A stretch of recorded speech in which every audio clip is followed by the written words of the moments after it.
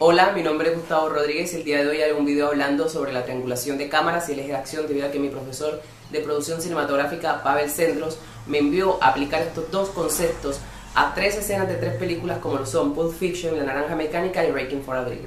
Sin embargo, primero es importante saber lo que expone el autor Polverino 2007 en su libro Manual de Producción de Cine.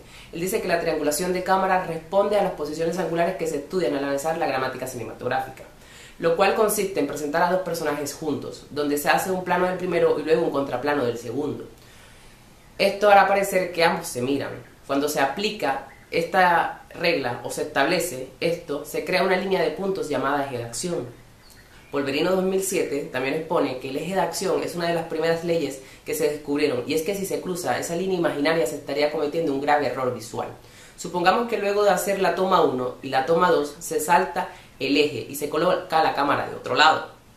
Se podrá notar que los personajes están mirando hacia la derecha del cuadro, pareciendo que no se mira el uno al otro. Por ello es importante aplicar esta teoría a las tres escenas de las tres películas mencionadas anteriormente.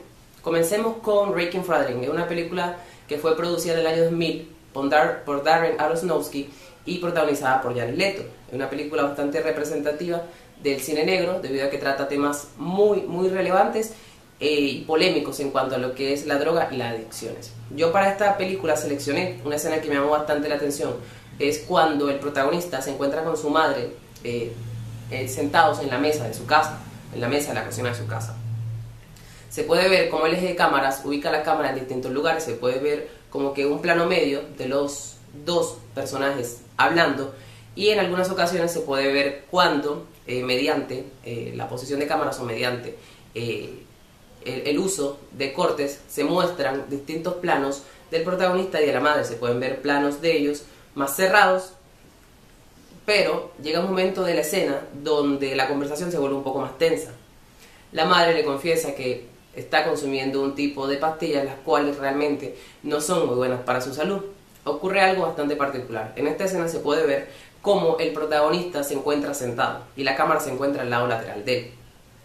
A través de un movimiento de traveling, la cámara se mueve de posición completamente sin hacer ningún tipo de corte y se coloca en la perspectiva de atrás, es decir, se coloca en la espalda del protagonista y se puede ver lo que es la espalda del protagonista, una parte de su rostro y el rostro de la madre. ¿Qué ocurre aquí? Aquí no se rompió el eje, sino que se cruzó esa línea de 180 grados, haciendo parecer de que nosotros, los espectadores, cruzamos esa línea y nos ubicamos en otra perspectiva.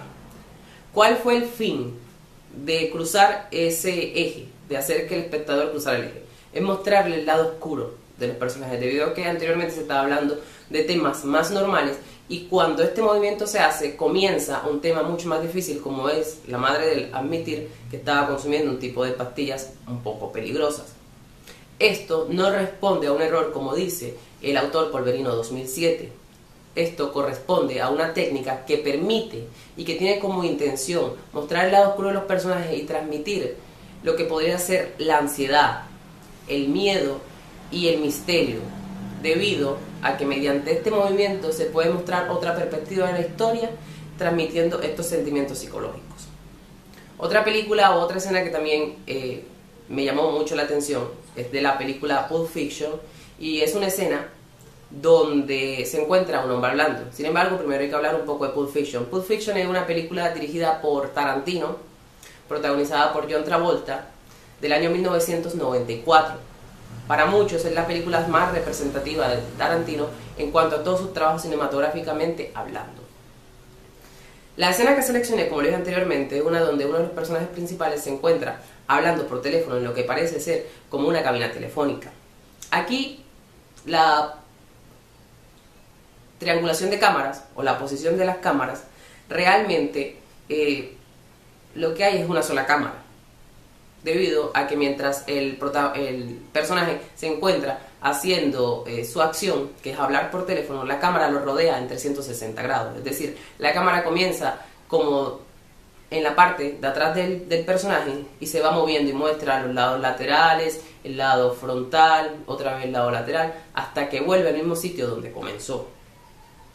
Por lo que se puede ver que aquí tampoco se rompe el eje, sino que se cruza esa línea debido a que no hay ningún tipo de cortes ni ningún tipo de cambio de cámaras. Es una misma cámara que mediante el uso del traveling, con un movimiento de 360 grados, recorre a todo el personaje. Esto tiene un fin. Este movimiento tiene como fin transmitir a las personas un efecto psicológico de lo que podría ser ansiedad, peligro, y hacer que las personas se imaginaran o sintieran un poco más de ansiedad. En sí eso es lo que busca, que las personas sientan ansiedad, porque mientras el personaje efectúa una llamada, imaginemos que solo se mirara desde la perspectiva de atrás, que no hubiera ningún movimiento de cámaras, fuera una escena bastante plana, pero mediante este movimiento donde constantemente se está cambiando la perspectiva, donde constantemente se está cruzando el eje, cambiando de posición la misma cámara sin efectuar ningún corte, lo que transmite es eso. En el caso de la película Naranja Mecánica, una película de los años 70, hecha por Stanley Kubrick como director, como guionista, y como cumplió varios roles dentro de la película. Esta película también corresponde a una novela de la cual fue inspirada, que lleva el mismo nombre, Naranja Mecánica, en español. Para Naranja Mecánica yo seleccioné una escena donde el protagonista, Alex, es apresado por dos policías y es llevado a un bosque. Al principio de la escena se puede ver cómo se bajan los dos policías de una patrulla y llevan a Alex. Eso te muestra desde la parte de atrás. Sin embargo, solo pasando algunos segundos se muestra una perspectiva desde la parte de delante, es decir, se cruza el eje, se rompe ese eje y se muestra la perspectiva de la parte de atrás. La cámara se cambia, es decir, la triangulación de cámaras tiene la cámara en la posición de atrás y en la posición de adelante.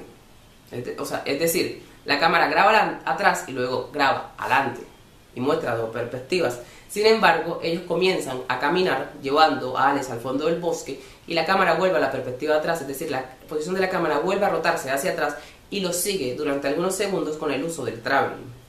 Cuando ellos llegan al sitio donde van a torturar a Alex, donde le van a dar una golpiza, la cámara vuelve a posicionarse en la parte de delante con un gran plano general, el cual se hace mucho más pequeño debido a que usan zoom. Aquí pasan algunos segundos y se puede mostrar la intención por cual se cruzó esa línea del eje de 180 grados, es decir, se colocó la cámara en la posición de delante, debido a que si la cámara hubiera permanecido en la parte de atrás, no se hubiera visto cuando los policías le dan los golpes a Alex, no se hubiera visto su sufrimiento, además de cuando hunden su cabeza en agua. Es decir, la cámara fue necesaria ponerla en la parte de adelante para que se pudiera evidenciar. Segundos después de que la cámara es puesta en la parte de adelante, se coloca el mismo plano, pero la cámara en la parte lateral, y muestra nuevamente cuando los policías están dándole a Alex una golpiza mientras este se encuentra indefenso. ¿Por qué se cruza tanto el eje o se rompe tanto el eje en esta escena? Esto se debe a que si todo hubiera sido grabado de la perspectiva de atrás, solo con el uso del traveling para acercarse a las personajes, no se hubiera mostrado realmente el sufrimiento de Alex o lo que le estaban haciendo a Alex, sino a dos policías golpeando a una persona que sabíamos que era Alex, pero no se podía evidenciar en sí el dolor. Entonces, ¿cuál era el objetivo de romper el eje en diferentes ocasiones en una misma escena? Nada más y nada menos que transmitir esa sensación de ansiedad, transmitir la sensación de dolor, transmitir la sensación de humillación de un personaje el cual está siendo sometido. Es por ello que se puede evidenciar que aunque el autor polverino considera, como lo consideran en el cine, que romper esta línea de 180 grados es un grave error visual, dentro de esta película tiene un objetivo, y el objetivo es enriquecer el lenguaje de la película a través de distintas perspectivas cuando la cámara es movida. Esto muestra cómo estas tres películas hacen de esta línea de los 180 grados un aliado, ya que al romperla pueden transmitir sentimientos, pueden transmitir sensaciones y pueden mostrar otro lado de la historia, lo cual nosotros como espectadores lo podemos observar mediante este salto de eje. Mediante ellos nos obligan a nosotros a cruzar la línea de 180 grados para percibir las historias de otra manera.